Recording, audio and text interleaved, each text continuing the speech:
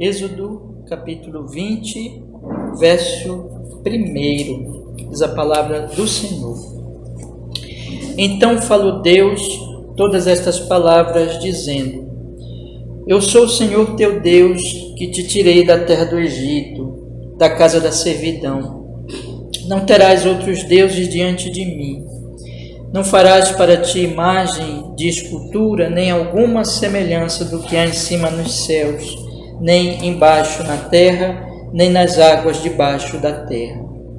Não te encurvarás a elas, nem as servirás, porque eu, o Senhor teu Deus, sou Deus zeloso, que visito a iniquidade dos pais nos filhos, até a terceira e quarta geração daqueles que me odeiam, e faço misericórdia a milhares dos que me amam e aos que guardam os meus mandamentos. Não tomarás o nome do Senhor teu Deus em vão, porque o Senhor não terá por inocente o que tomar o seu nome em vão. Lembra-te do dia do sábado para o santificar. 6 dias trabalharás e farás toda a tua obra, mas o 7º dia é o sábado do Senhor teu Deus. Não farás nenhuma obra, nem tu, nem o teu filho, nem a tua filha, nem o teu servo, nem a tua serva, nem o teu animal, nem o teu estrangeiro que está dentro das tuas portas, porque em 6 dias fez o Senhor os céus, a terra, o mar e tudo o que neles há, e ao 7º dia descansou, porque abençoou o Senhor o dia do sábado e o santificou. Honra a teu pai e a tua mãe, para que se prolongue os teus dias na terra que o Senhor teu Deus te dá. Não matarás, não adulterarás, não furtarás, não dirás falso testemunho contra o teu próximo. Não cobiçarás a casa do teu próximo, não cobiçarás a mulher do teu próximo, nem o seu servo, nem a sua serva, nem o seu boi, nem o seu jumento, nem coisa alguma do teu próximo. Amém. Vamos orar, meus irmãos. Ó Deus, oramos e pedimos que nesta manhã o Senhor fale conosco. Estamos aqui para ouvir a sua voz pela explicação das Sagradas Escrituras, dos 10 mandamentos. Pedimos que seja assim, que o Espírito Santo seja o nosso professor, ensine e abra o nosso coração para receber a palavra com o perdão, Senhor, de todos os nossos pecados em Cristo, para o nosso bem eterno e dos que amamos e para a glória do Senhor. Oramos assim em Jesus. Amém e amém. Pode sentar, meus irmãos, pode sentar. Hoje eu quero, meus irmãos, fechar a parte do nosso catecismo maior, que fala aqui das ofertas, trazer ofertas cristãs para os pobres, né? E eu quero fechar esse ponto aqui. Nós ficamos domingo retrasado, domingo passado, e hoje nós vamos concluir, e aí semana que vem entrar, talvez até hoje, mas eu acho que hoje ainda não dá, entrar na segunda parte da resposta da pergunta 116, né? O 4º mandamento, meus irmãos, ele é: lembra-te do dia do sábado, pergunta 115 do nosso catecismo ortodoxo. Lembra-te do dia do sábado para o santificar. 6 dias trabalharás, farás toda a tua obra, mas o 7º dia é o sábado do Senhor teu Deus. Não farás nenhuma obra, nem tu, nem teu filho, nem tua filha, nem o teu servo, nem a tua serva, nem o teu animal, nem o teu estrangeiro que está dentro das tuas portas. Porque em 6 dias fez o Senhor os céus, a terra, o mar e tudo que neles há. E ao 7º dia descansou. Portanto, abençoou o Senhor o dia de sábado e o santificou. Esse é o 4º mandamento. O que Deus exige de você no 4º mandamento? A pergunta 116. Qual é a resposta? Em primeiro lugar, que o ministério e o ensino evangélico sejam mantidos e que, especialmente no dia festivo de descanso, eu regularmente compareça à reunião do povo de Deus para aprender o que a palavra de Deus ensina, para participar dos sacramentos, para orar a Deus publicamente e para trazer ofertas cristãs para os pobres. Em segundo lugar, que cada dia da minha vida eu cesse das minhas más obras, deixando que o Senhor opere em mim por seu Espírito e assim começar nesta vida o sabate eterno. Já tenho dito para os irmãos, a resposta se divide em 2 partes. tudo que tem a ver com a igreja e com o culto é a primeira parte, especialmente no próprio domingo, né, o dia do Senhor. E a segunda parte é a consequência desta vida, na verdade, de dedicação a este dia especial. Na verdade, é uma vida de todos os dias em que nós vamos, não somente no domingo, mas nós vamos também exercer a nossa adoração a Deus. A diferença é que esse dia é especialmente dedicado ao culto, à adoração a Deus, e é muito importante por causa disso. Nós vimos também que neste dia nós temos que manter a palavra de Deus, o ministério e ensino evangélicos, através de nós colocarmos a palavra no nosso coração. Isso tem que ser uma coisa diária, viu, irmãos? Mas especialmente no domingo, todos os dias nós semearmos a palavra na nossa alma, ensinarmos a todos aqueles que estão em volta de nós, contribuirmos para o culto através dos dízimos, das ofertas, só relembrando aqui o que nós já ensinamos, e preparar obreiros, preparar os próximos pastores, porque eles que vão manter, e também todos os jovens da igreja, orar por eles e a próxima geração, para que eles prossigam a disseminar a palavra de Deus e assim por diante. Especialmente nesse dia de descanso, isso aqui tem a ver com a manutenção, né, do ensino, especialmente no dia de descanso, nós tirarmos exatamente o dia para o culto. É um dia festivo, é um dia alegre, assim coloca aqui o Catecismo Ortodoxo. Regularmente comparecemos às reuniões, não ocasionalmente, mas regularmente. Isso tem que ser um compromisso, tem que ser uma coisa que nós não podemos falhar, tem que ser algo mais importante da semana, um compromisso mais importante da semana para nós, o culto, a adoração. Para quê, meus irmãos? Para nós aprendermos a palavra de Deus, especialmente no momento de ensino da Bíblia, da verdade, o culto, para participarmos dos sacramentos, que também é uma oportunidade de sermos ensinados, para orarmos publicamente, devolvermos a Deus o amor. Lembra que eu ensinei aqui sobre a oração, uma expressão de amor, orar por nós, orar por nossos irmãos e orar pelos que estão lá fora, e para trazer ofertas cristãs aos pobres. Esse é o ponto que nós estamos tratando aqui nas últimas semanas, né? E hoje nós vamos concluir. Sobre a questão dos pobres, nós vimos aqui, irmãos, alguns versículos que eu li com vocês, semana retrasada e passada, como Deus ele diz para nós cuidarmos das pessoas pobres, que sempre haverá pobres, e há várias recomendações nas Escrituras para que haja realmente esse cuidado daqueles que têm mais condições que eles, né? Vamos dizer assim. E todos nós aqui somos pobres, mas nós temos os pobres dos pobres, né? Então, sempre nós temos mais um pouco que outra pessoa e nós devemos contribuir, ajudar essas outras pessoas. Nós vimos duas fontes de pobreza, que é a preguiça, que é uma coisa mais individual, e também a opressão, que é uma coisa mais assim de toda a sociedade, especialmente daqueles que são mais ricos ou que têm um poder na sua mão. E vimos que a igreja não pode compactuar com essas coisas, ela precisa combater a preguiça e ela precisa também combater a opressão. Mas nós vimos semana passada que é preciso socorrer essas pessoas, né? E com atos de misericórdia, e que essas coisas têm que ser equilibradas. Eu falei aqui para os irmãos que li para vocês no livro de Ezequiel, que o pecado de Sodoma e Gomorra, que muitas vezes é só enfatizada a questão sexual, na verdade Deus enfatiza no profeta que é o abandono dos pobres. Então, Deus nem enfatiza lá no profeta a questão sexual, mas o abandono dos pobres. Então, eu chamei a atenção dos irmãos que muitas vezes a igreja contemporânea, ela combate muito a questão sexual, mas é negligente quanto aos pobres. E isso é um desequilíbrio que não está na Bíblia e que nós não devemos seguir. Então, evidentemente, nós vamos combater o erro na área sexual, mas nós temos também, inclusive, fazer isso, não de maneira, e eu ainda vou ter oportunidade, outras aqui, de falar mais disso, mas só estou citando, não de maneira como muitas vezes nós vemos, raivosa, legalista, moralista, mas através do Evangelho, através da graça, da proclamação da graça de Deus, inclusive aos que estão nesse pecado sexual, assim que nós combatemos. Mas nós temos também que combater a pobreza.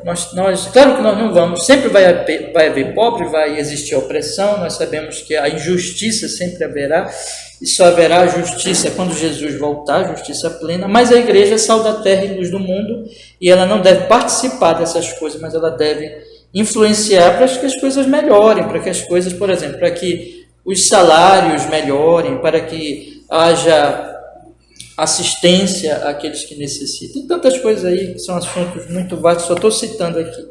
Mas hoje, meus irmãos, eu quero falar de uma forma mais prática. Hoje nós vamos encerrar assim, né?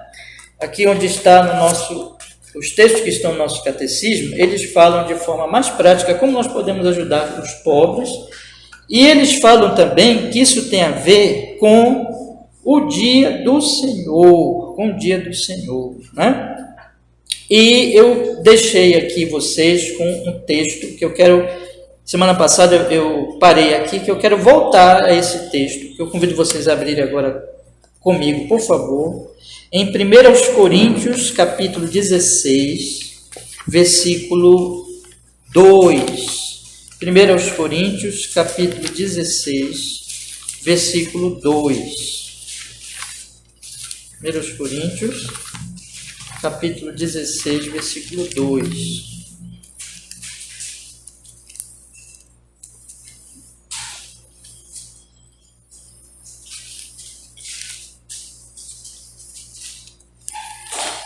Diz assim a palavra de Deus, 1 Coríntios, capítulo 16, versículo 2.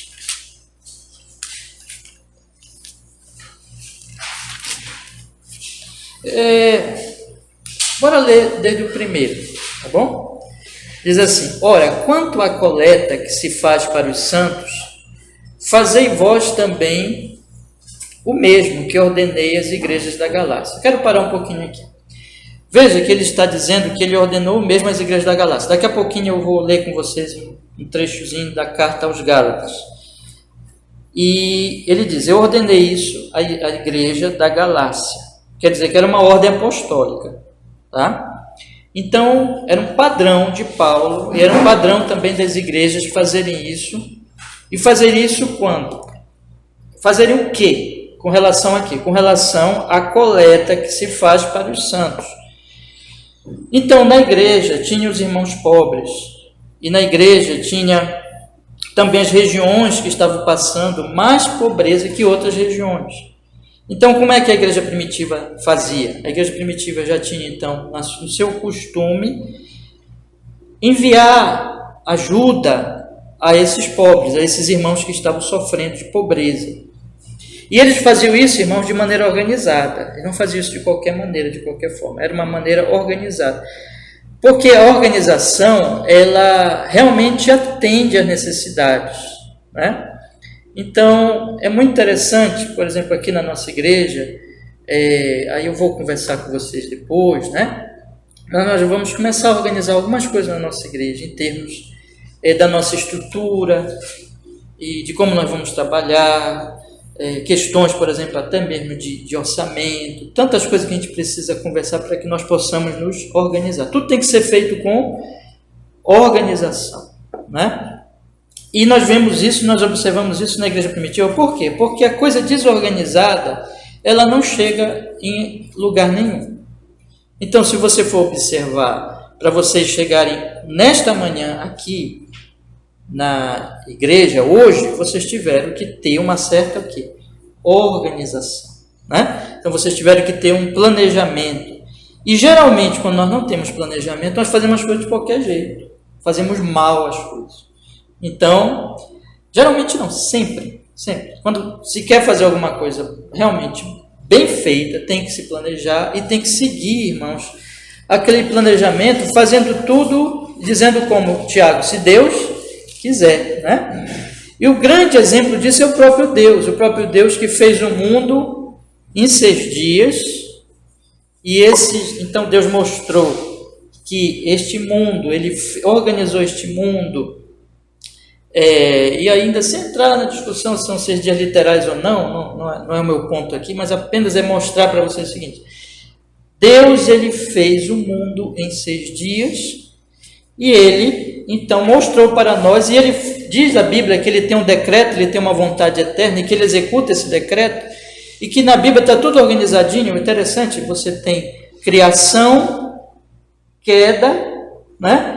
Aí você tem Deus começa a trabalhar para manifestar a vinda do Filho dele. Aí Jesus nasce Paulo diz assim, na plenitude dos tempos Jesus nasceu, debaixo da lei. Então Jesus nasceu no dia certo, e aí o Espírito Santo veio no dia certo, no dia de Pentecostes, a igreja começou a pregar, o evangelho se espalhou, e a Bíblia mostra também que Jesus vai voltar no dia certo. Então Deus tem as suas datas, Deus tem o seu programa, e Ele mostra para nós que Ele é um Deus que planeja, então. E nós devemos ser planejados. Então você vai observar que não era feito de qualquer jeito na igreja primitiva. Mas como? Ele ordenou as igrejas da Galácia, como devia ser. Aí vamos ler o versículo 2 agora. Ele diz assim, no primeiro dia da semana, cada um de vós ponha de parte o que puder ajuntar, conforme a sua prosperidade, para que não se façam coletas quando eu chegar. Então as coisas já têm que estar organizadas. Não, quando Paulo chegasse lá, já tivesse tudo pronto, né? Então, a cada domingo, veja que ele diz que ele falou isso às igrejas da Galácia. Cada domingo, os irmãos vinham e traziam a sua oferta, a sua contribuição, a sua ajuda para exatamente essa coleta aos pobres. No primeiro dia da semana, cada um de vós ponha de parte o que puder ajuntar conforme a sua prosperidade. Nós temos que ser pessoas organizadas também quanto a nossas condições, inclusive financeiras. Então, você contribui de acordo com a sua prosperidade. Por exemplo, irmãos, por que existe o dízimo? Só para dar um exemplo para vocês, o dízimo na Bíblia. Dízimo não se estabelece assim, você tem que dar X. Por exemplo, todo mundo tem que dar... vamos pensar aqui no valor. Todo mundo tem que dar R$500. Nós sabemos que poucos de nós podem dar uma contribuição de R$500 mensal, né? Poucos de nós somos pobres, né? Então, como é que a Bíblia coloca? A Bíblia coloca o quê? O dízimo, quer dizer, aquilo que está de acordo com a sua capacidade, né? Então, você ganha 100% e você separa o dízimo. Você separa aquilo que está na proporção do seu ganho e não na proporção do ganho de outras pessoas. Então, é uma coisa proporcional, é uma coisa organizada, é uma coisa de acordo com a sua possibilidade, de acordo com a sua capacidade. E esse princípio está aqui, conforme a sua prosperidade, ponha da parte o que puder juntar, né? Ajude de acordo com as suas condições, de acordo com aquilo que Deus tem oferecido, tem dado a você. Então faça isso, conforme a sua prosperidade, para que não se façam coletas quando eu chegar. Então a cada domingo, e aqui eu quero chamar a atenção dos irmãos, que a cada domingo os irmãos tinham esse compromisso. O domingo é um dia da misericórdia, o domingo é o dia de adoração.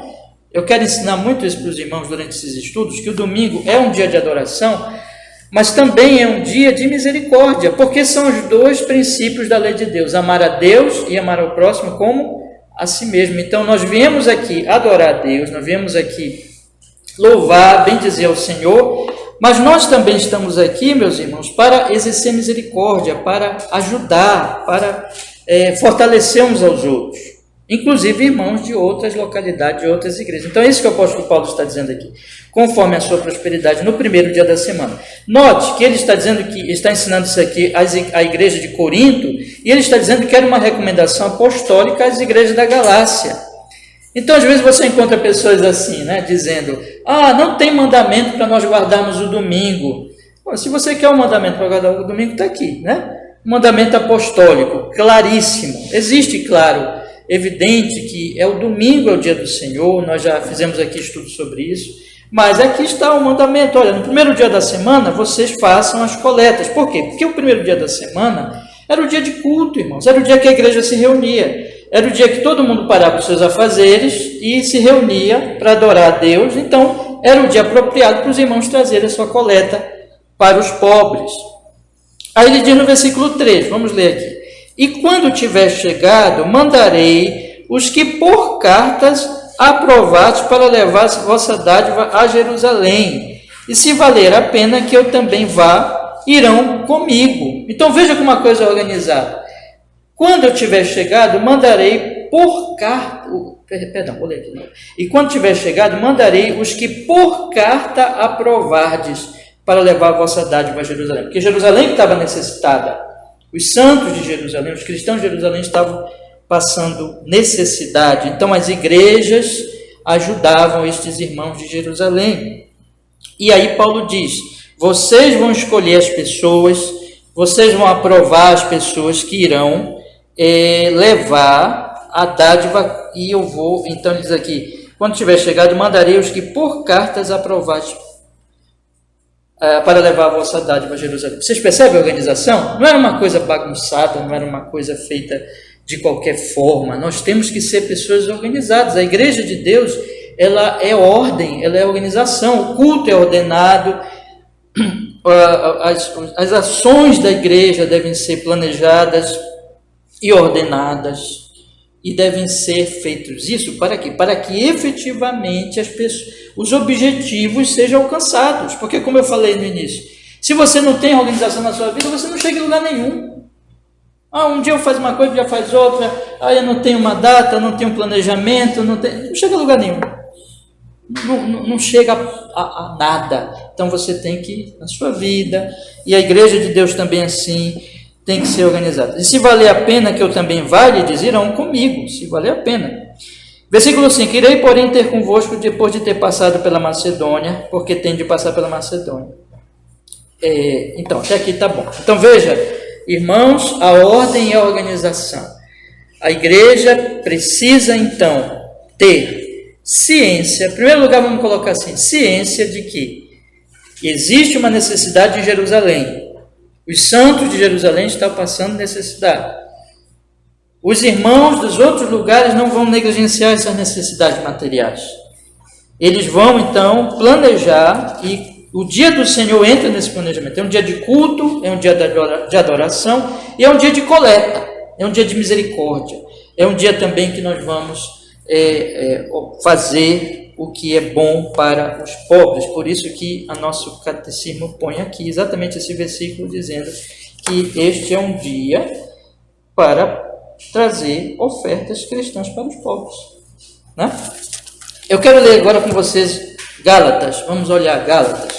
Gálatas, capítulo 6. Gálatas, capítulo 6.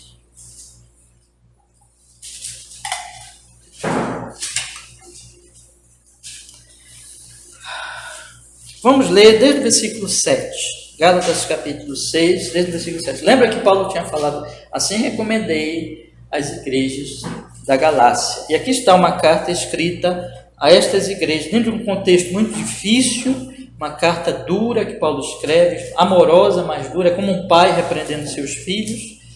Mas ele recomenda agora, essa parte é a parte prática da carta, e ele faz algumas recomendações. E veja, entre essas recomendações está assim, Gálatas capítulo 6, versículo 7. Não erreis, Deus não se deixa escarnecer, porque tudo que o homem semear, isso também ceifará. Porque o que semeia na sua carne, da carne ceifará a corrupção, mas o que semeia no Espírito, do Espírito ceifará a vida eterna. Agora, essa é a parte que eu quero destacar. E não nos cansemos de fazer o bem, porque a seu tempo ceifaremos, se não fermos desfalecido. Isso é ceifar no Espírito. Ceifar no Espírito e não na carne é fazer o bem. Paulo tinha dito, vamos voltar um pouquinho a nossa Bíblia, lá para o capítulo 5, versículo 16, Paulo diz, andai em espírito e não cumprireis a concupiscência da carne. Andar em espírito é andar no domínio do Espírito Santo. Irmãos, o Espírito Santo já nos foi dado. É uma bênção. Se nós somos crentes, o Espírito Santo já vive em nós.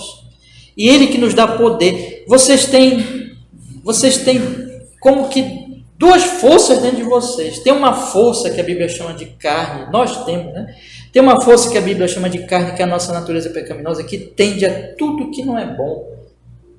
Mas nós temos já o Espírito Santo e nós devemos mortificar essa carne, dizer assim, não, eu já estou salvo em Cristo Jesus, eu já fui justificado, eu já tenho o Espírito Santo, eu não tenho por que pecar, eu não tenho por que fazer a vontade da carne. Então é se levantar e dizer não para a carne, e não fazer a vontade da carne. E a Bíblia diz que nós temos poder de fazer isso.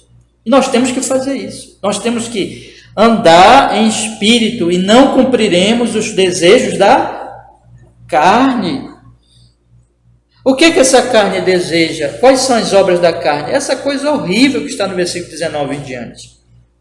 As obras da carne são adultério, fornicação, impureza, lascívia, idolatria, feitiçarias, inimizades, ciúmes, iras, pelejas, dissensões, invejas, homicídios, bebedices, glutonarias e coisas semelhantes a estas, acerca das quais de antemão vos declaro, como também já vos disse, que os que cometem as coisas não herdarão o reino de Deus, porque isso não é do reino de Deus, isso é do reino de Satanás, isso é da carne. Então quem é do reino de Deus, ele recebeu o Espírito Santo e ele agora está numa nova esfera, a esfera do Espírito. É claro que ele tem a carne que deseja tudo isso aqui, mas ele deve mortificar a carne. Ele é diferente do ímpio, que o ímpio vive na carne.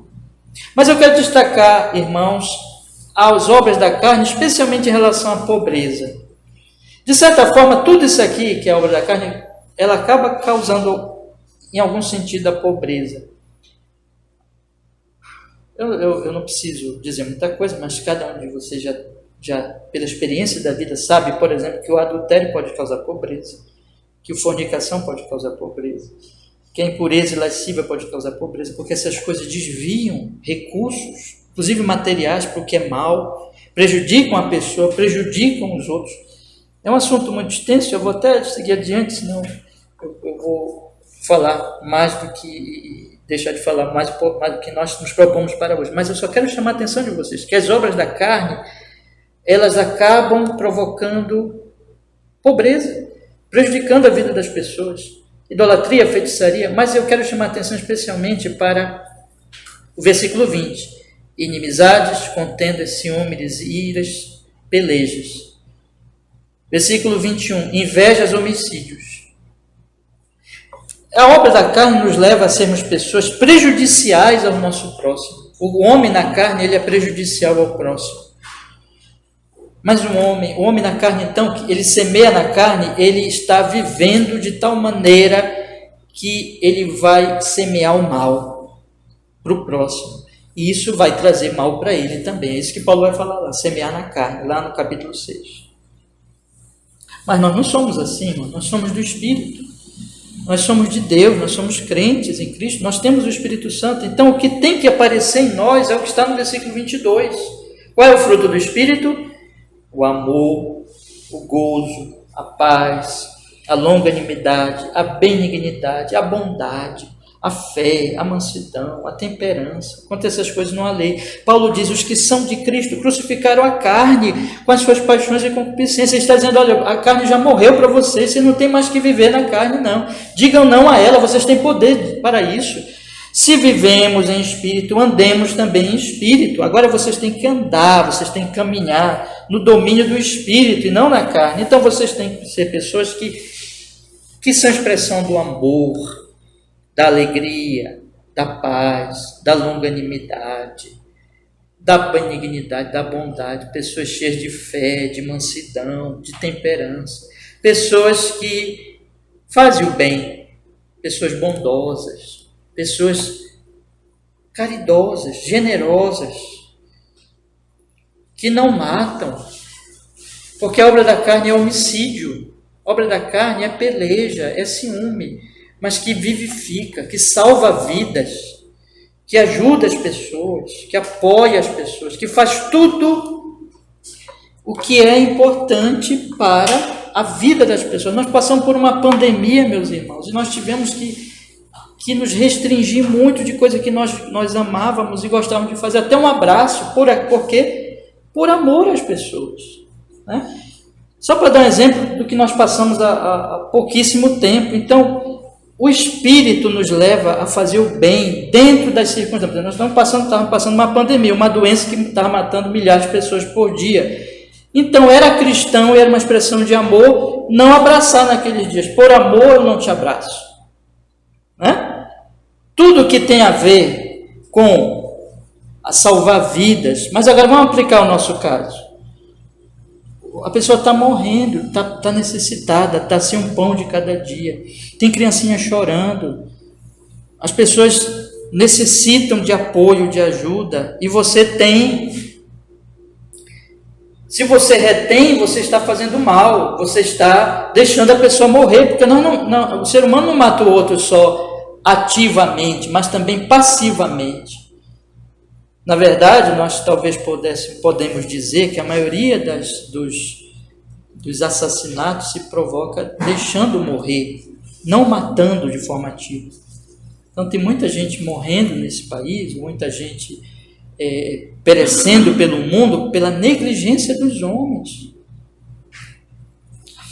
E o que nós estamos vendo aqui então é que a obra do Espírito é um amor. E o que é amar? Como João vai dizer na sua carta. Amar é dar a vida, amar é tirar do que é meu para o outro. Amar é o que Deus fez. Deus amou o mundo de tal maneira que deu o seu Filho unigênito. Amar é ser altruísta, é ser generoso e não egoísta. Isso é a bondade, irmãos.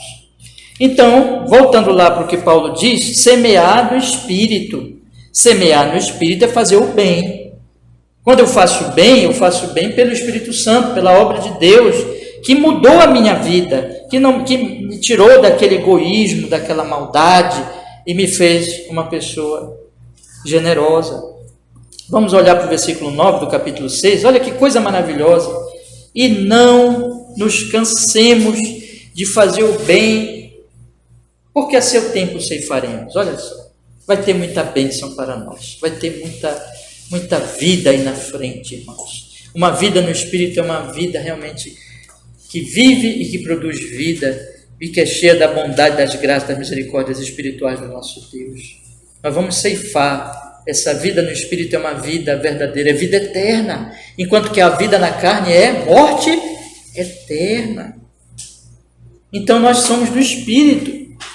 Então ele diz aqui, enquanto temos tempo, meus irmãos, tempo, recursos, dons, condições, vai chegar a hora, vai chegar a nossa noite, vai chegar a nossa morte, vai chegar...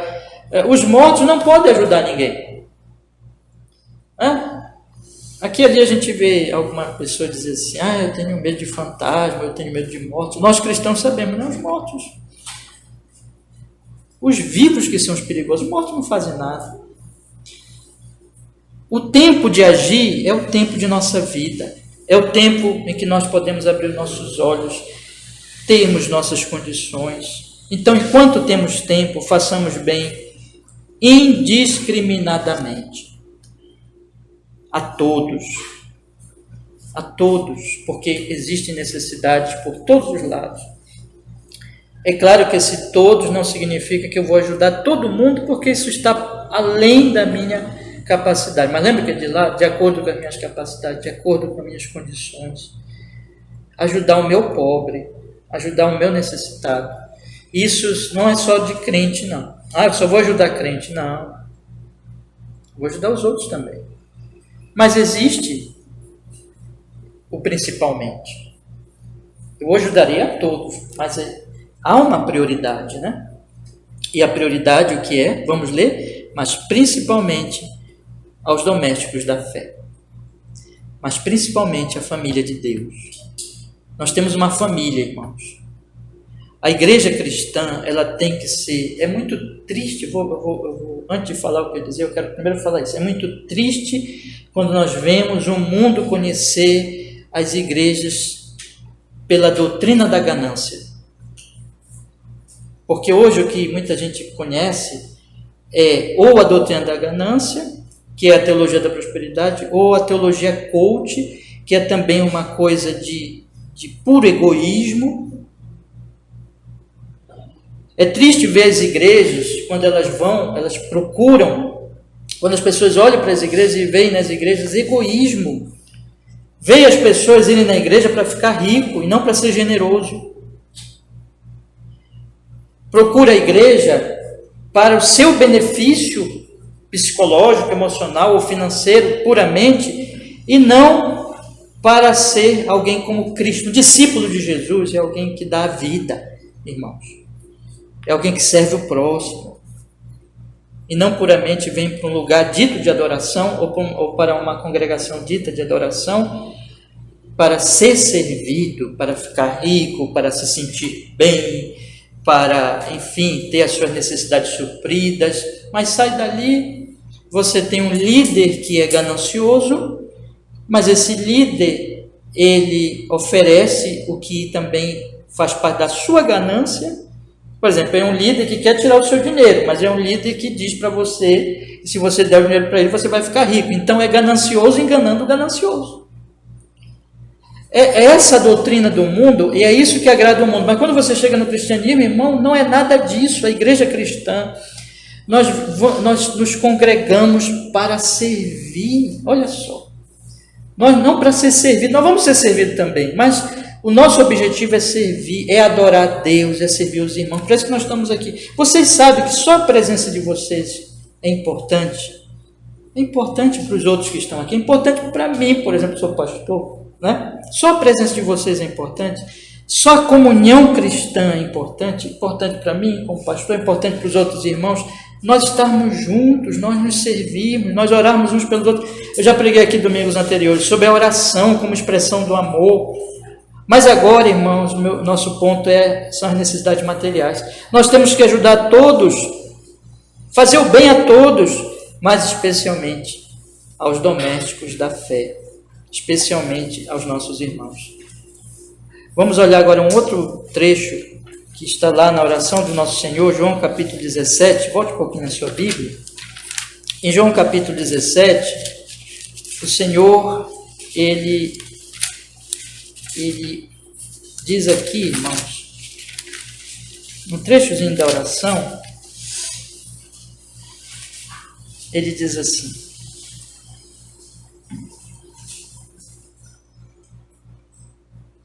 versículo 20, capítulo 17, versículo 20. Eu não rogo somente por estes, mas também por aqueles que pela tua palavra hão de crer em mim, para que todos sejam um, como tu, ó Pai, o és em mim e eu em ti, que também eles sejam um em nós, para que o mundo creia que tu me enviaste. A unidade vai fazer o mundo crer que Jesus enviou, e o Pai enviou o Filho. Eu lhes dei a glória que a mim me deste, para que sejam um como nós somos um. Eu neles e tu em mim, para que eles sejam perfeitos em unidade, e para que o mundo conheça que tu enviaste a mim. E olha o que ele diz agora: e que os tens amado a ele, como me tens amado a mim. Ele está dizendo, o mundo vai ver que o Senhor me enviou pela unidade da igreja, e vai ver que o Senhor ama a igreja pela mesma unidade. Agora, que unidade é essa? É uma unidade visível, irmãos. É uma unidade que diz assim: eu amo tanto meu irmão que ele não pode ficar passando fome, necessidade, e eu me tornar indiferente. Por quê? Porque o corpo, se eu tenho uma dorzinha aqui no meu dedo, todo o corpo sente. Se o meu irmão está necessitado, a necessidade é da igreja. A necessidade é da igreja. Então, eu queria que nós refletíssemos nessa manhã muito sobre esta expressão visível, que o mundo tem que olhar para a igreja não como um lugar de gananciosos, de pastores charlatões, de gente indo na igreja só para ser satisfeita nas suas necessidades. É isso que o mundo vê dessas igrejas, das igrejas, na maioria das vezes, nesse nosso país. Por isso, o nome de Cristo tem sido profanado. Mas onde estão as igrejas cheias de amor? Onde estão as igrejas cheias de misericórdia? É isso que nós devemos ter como alvo aqui entre nós, meus irmãos. Entende? É isso que eu quero ensinar e oro por isso. E peço para os irmãos, vamos juntos nos empenhar nisso, ou seja, o amor entre nós, o amor prático, o amor em termos de oração, de apoio espiritual, mas também de apoio material. Mas vamos olhar os outros versículos aqui do nosso catecismo. Vamos olhar agora, olha, tem 2 capítulos. Eu vou fazer assim, eu vou ler esse trecho todo, é o 2 Coríntios capítulo 8 e 9. Eu vou ler esse trecho todo para vocês perceberem como a igreja primitiva praticava este ato de amor de forma, então, real. Olha o conselho de Paulo agora. Eu vou ler todos esses 2 capítulos, irmãos. Tenham um pouquinho de paciência, né? Ora, não precisava nem pedir paciência para vocês, porque nós vamos ler a Bíblia, né? Então, vamos ler.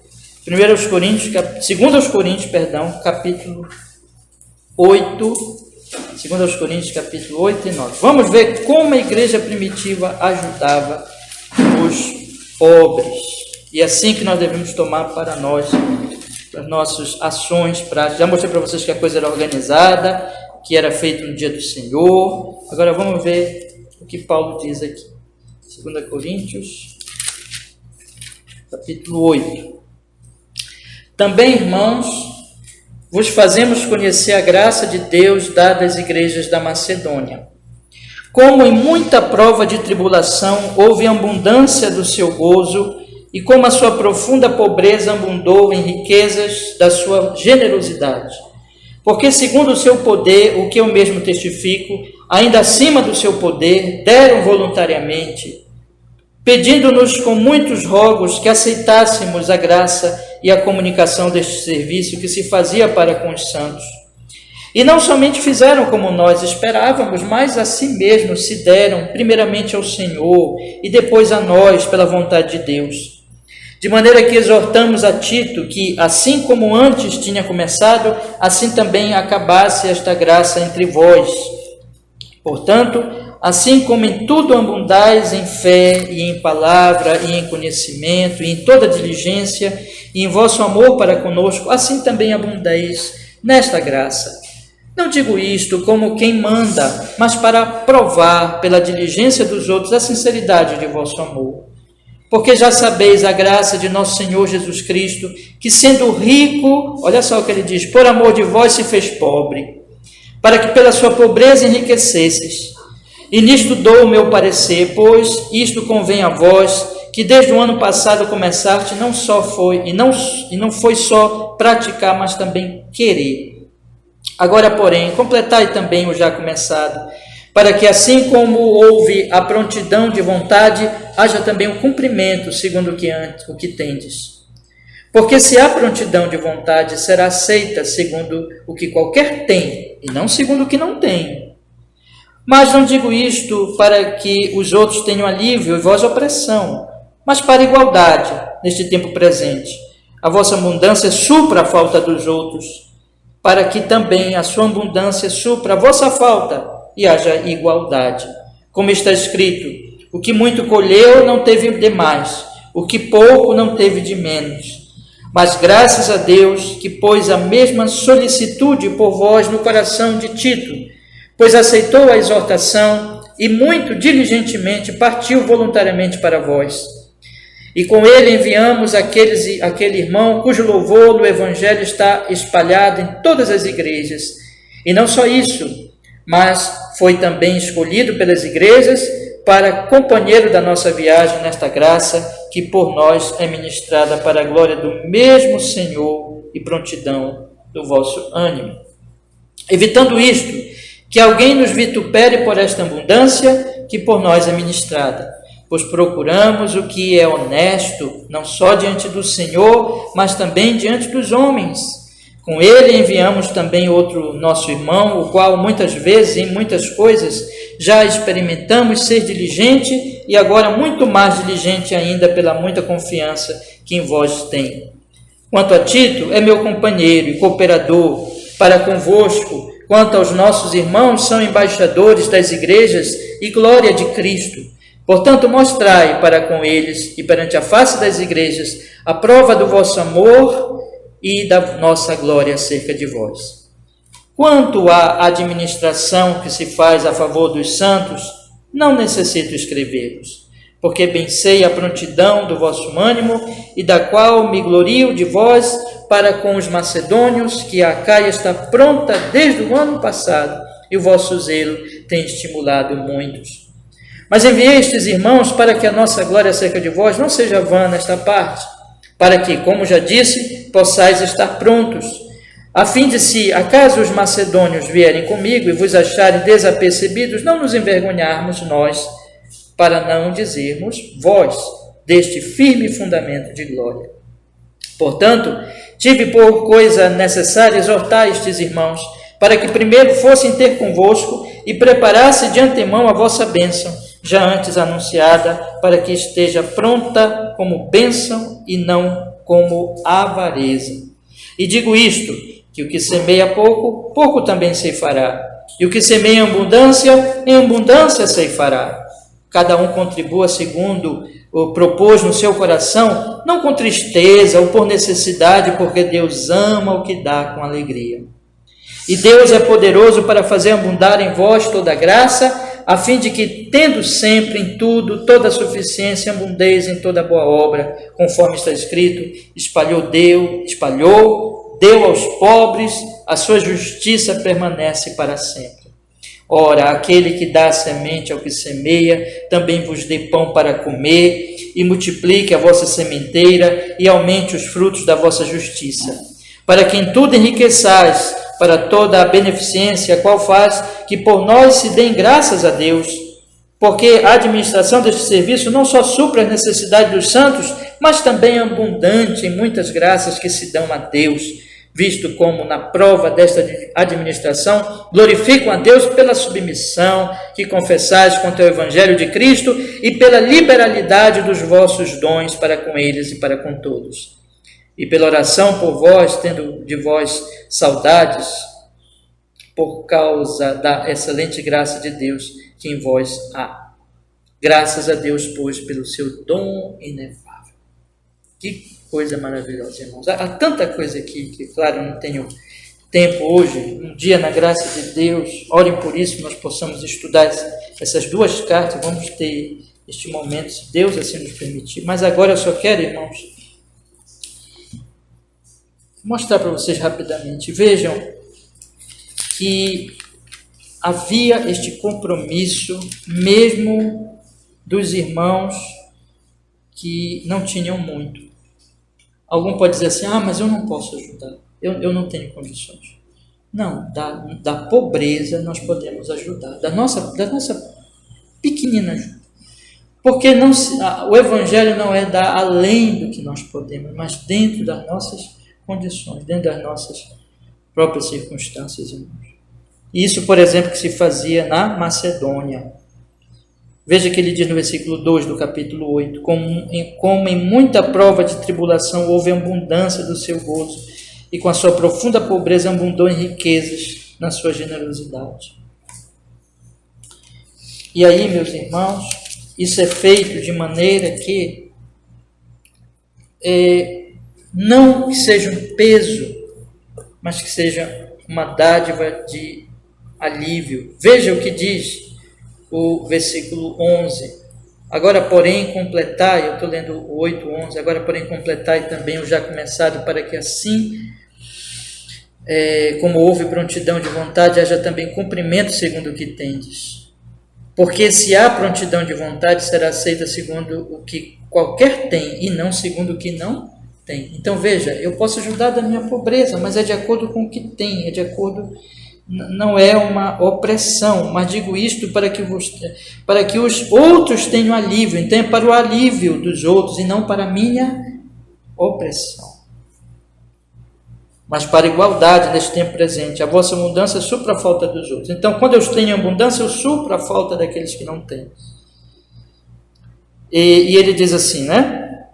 Para que também a sua abundância supra a vossa falta e haja igualdade. Então, há ocasiões em que eu estou abundando, em que eu tenho abundância e o outro tem falta, e eu tenho que ajudar aquele que tem falta. Mas há ocasiões do inverso, em que eu vou ter falta e o outro vai ter abundância. E assim que a igreja de Deus, como está escrito, o que muito colheu não teve de mais, o que pouco não teve de menos. Haja igualdade. Existe uma certa igualdade, então, na igreja, de maneira que não existe esbanjamento de uns e a fome de outros. Na igreja de Deus não pode ter isso. Mas que haja alívio da necessidade, especialmente por aqueles que têm mais do que, evidentemente, os que estão em necessidade. Ele diz, meus irmãos, fala que as pessoas que devem, vamos dizer assim, organizar e dirigir essas coisas, tem que ser pessoas de certa reputação e honestidade. Ele fala no versículo 18 que viamos aquele irmão cujo louvor do Evangelho está espalhado em todas as igrejas. Ele fala no versículo 19, não só isso, mas foi também escolhido pelas igrejas por companheiro da vossa viagem nesta graça que por nós é ministrada. Ele fala de Tito no versículo 23, ele diz: quanto a Tito, é meu companheiro e cooperador para convosco, quanto a nossos irmãos, são embaixadores da igreja. Né? O que ele está falando aqui também, meus irmãos, ele fala no versículo 20, evitando isto, que alguém nos vitupere por esta abundância que por nós é ministrada, pois procuramos o que é honesto, não só diante do Senhor, mas também diante dos homens. Essas coisas, elas devem serem feitas, dirigidas por pessoas de reputação, de piedade, e devem ser feitas com toda clareza, para que não haja dúvida da honestidade. Vocês percebem a organização? Né? E eu quero, assim, colocar algumas coisas bem práticas para nós. Irmãos, será que a igreja, eu quero que vocês apliquem as suas vidas agora, será que a igreja, quando olha para você, pode dizer: esse irmão, nós podemos contar com ele? É isso que nós devemos buscar.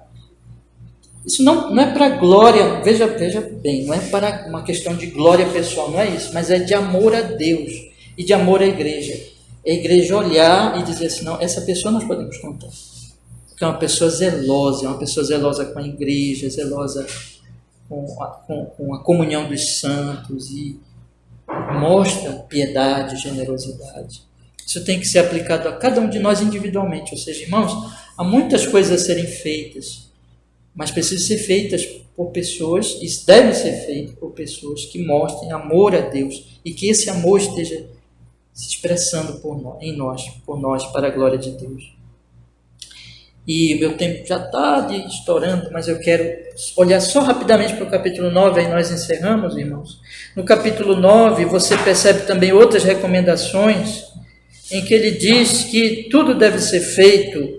Eu acho que a ênfase aqui está o seguinte: na voluntariedade e no efeito que é glória de Deus, de tudo isso, afinal de contas, né? Ele fala que aquela igreja tinha se mostrado generosa, voluntária. Você percebe que ele não está impondo essas coisas, mas ele está falando de algo, meus irmãos, que, num certo sentido, é alguma coisa que tem a ver com a voluntariedade, aquilo que se pratica, irmãos, de forma voluntária pela igreja de Deus. Ele fala, por exemplo, aqui no capítulo 10, versículo 2: rogo-vos, pois, que quando estiver presente não me... Desculpe, eu pulei aqui, é o capítulo 9, versículo 7. Cada um contribua segundo propôs no seu coração, não com tristeza ou por necessidade, porque Deus ama o que dá com alegria. Então, é por amor, e o amor sempre, meus irmãos, sempre é voluntário. É daquilo que Deus tem nos dado. O que nós damos para os outros é aquilo que Deus tem nos dado. Versículo 8: e Deus é poderoso para fazer abundar em vós toda graça, a fim de que, tendo sempre em tudo e toda abundância, abundeis em toda a boa. Tudo é o que vem de Deus. Na verdade, nós não estamos dando nada, é alguma coisa que devemos fazer voluntariamente, mas é alguma coisa que vem, no final das contas, do próprio Deus. E, finalmente, irmãos, ele diz que Deus vai nos abençoar, de acordo com a nossa semeadura. Está aqui também. E, finalmente, ele diz o propósito desta ação de amor. Versículo 12: porque a administração deste serviço não só supre a necessidade dos santos, mas também é abundante em muitas graças que se dão a Deus. Veja que ela efetivamente supre a necessidade dos santos, mas também dá graças a Deus, traz glória a Deus. Ele diz no versículo 13: visto como na prova desta administração glorifico a Deus pela submissão que confessais contra o Evangelho de Cristo e pela liberalidade dos vossos dons para com eles e para com todos. Mostramos então nessa generosidade o Evangelho de Cristo, e pela sua oração por vós, tendo de vós saudade por causa da excelente graça de Deus que em vós há. E ele encerra dizendo: porque tudo é dom de Deus, irmãos. Quando a igreja manifesta generosidade, ele encerra dizendo: graças a Deus pelo seu dom inefável. O que eu estou querendo dizer para os irmãos? É que no final, toda ação generosa, ela objetiva duas coisas: ajudar verdadeiramente as pessoas e glorificar o nome do Senhor Deus Todo-Poderoso. Eu quero então encerrar nesta manhã, meus irmãos. O que nós vimos aqui? É que precisamos de ações. É preciso primeiro, eu penso que primeiro, identificar necessidades. A igreja primitiva, ela sabia das necessidades. Ela não era indiferente. Havia uma espécie de sistema de informação em que se sabia onde estavam as necessidades. Isso tem a ver tanto com a própria pessoa, né? Ali, enfim, vai manifestar de alguma maneira que está necessitando. Isso vai saber pelo que está acontecendo com ela, mas também de observar, de que a igreja esteja atenta a essa necessidade.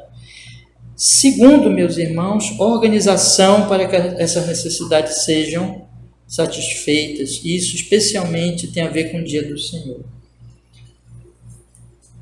Isso está relacionado com pessoas que tenham reputação para participar disso.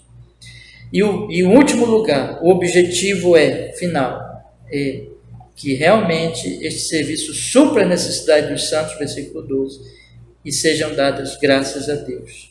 E que Deus seja glorificado, para que graças a Deus pelo seu dom inefável.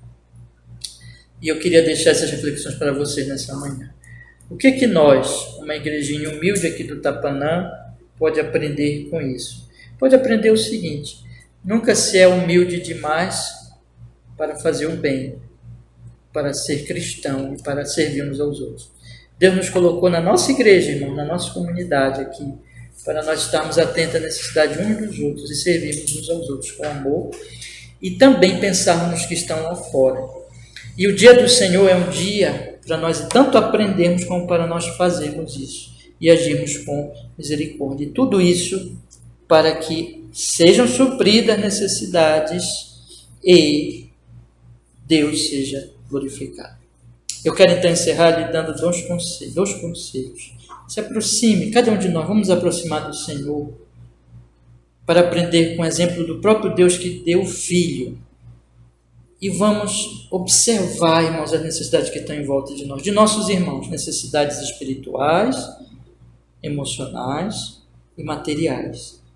E vamos, com a graça de Deus, de forma, primeiro individual, nos aproximando e ajudando nessa necessidade, mas também contribuindo com aquilo que a igreja nos chamar, em termos de organização, para ajudarmos uns aos outros. Amém? E que seja assim, e que Deus seja glorificado, e que as pessoas sejam realmente ajudadas. Tanto nós que estamos aqui já, como aqueles que o Senhor vier trazer. Vamos orar? Senhor, muito obrigado, porque nós podemos nesta manhã, por obra da sua graça, do seu Espírito Santo, podemos, Senhor, tratar deste assunto tão precioso, tão importante, e que esses estudos que foram feitos, foram 3 estudos, Senhor, eles possam penetrar no nosso coração, na nossa alma, e nos edificar, para que nós possamos, Senhor, tirar esse dia também, tanto para refletir como para agir, e os outros dias da semana também, agir em prol do apoio, do suprimento das necessidades dos nossos irmãos, todos os sentidos, mas especialmente como nós temos aprendido aqui, Senhor, nas suas necessidades materiais. Isso tanto aqui, como irmãos de outros lugares, e também, como Paulo diz, fazer o bem a todos, inclusive os que estão lá de fora, mas especialmente aos domésticos da fé. Faz isso, Senhor, na nossa igreja. Nos abençoa assim, cada vez mais, pelo Espírito Santo, em nome de Jesus. Seja conosco e nos abençoe. Seja louvado o seu nome. Nós oramos assim em Cristo. Amém e amém.